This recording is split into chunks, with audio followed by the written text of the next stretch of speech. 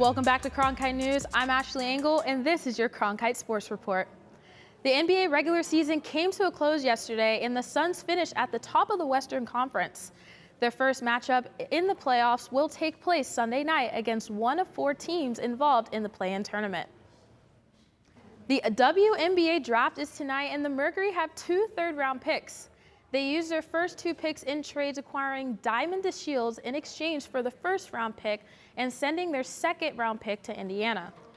Arizona Wildcats forward Sam Thomas is one of the players that could potentially get drafted this evening. Arizona held their annual spring football game on Saturday afternoon in Tucson. The game featured new quarterback Jaden DeLora, who transferred from Washington State. The players were split into blue and red teams to participate in the annual scrimmage. The coaches got to take a look at the new and present faces playing against one another. Meanwhile, ASU had their own spring game in Tempe. Cronkite News reporter Spencer Chihawk was at Sun Devil Stadium.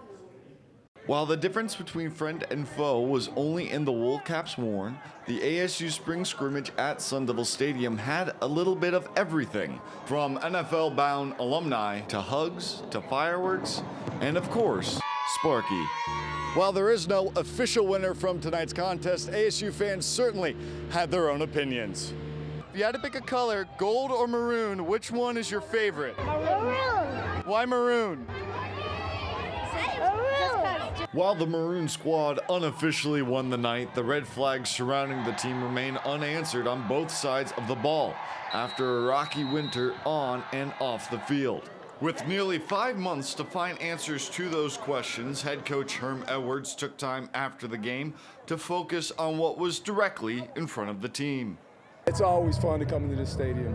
It's a special place, and the guys that have been here, you know, since I've been here, these guys have won a lot of games here.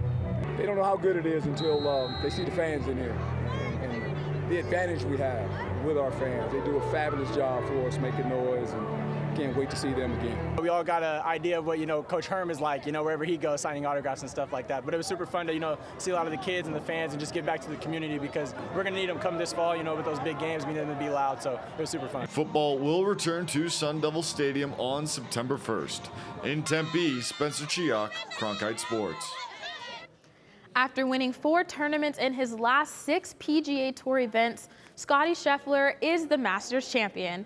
He finished the tournament 10 under par. Now, you may remember Scheffler whenever he won the WM Phoenix Open earlier this year. ASU alum John Rahm finished the tournament 4 over.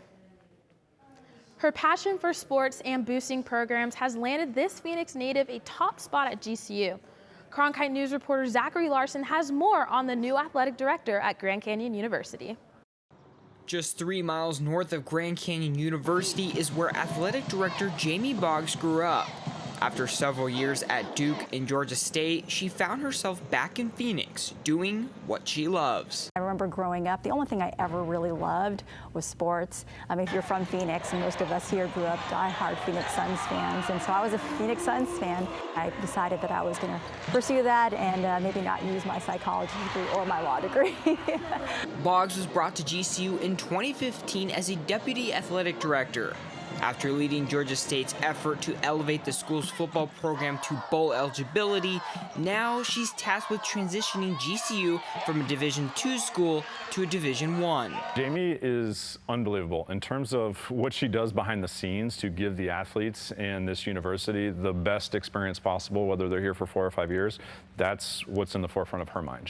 Boggs has hired 3 new head coaches, including men's basketball coach Bryce Drew, who helped the school to its first WAC championship and first ever NCAA tournament appearance in 2021. Being a coach and then, having an athletic director that really knows the industry, that knows the school, she's been very helpful to me. Again, above all that stuff, I think her moral compass and her beliefs fit perfectly with GCU.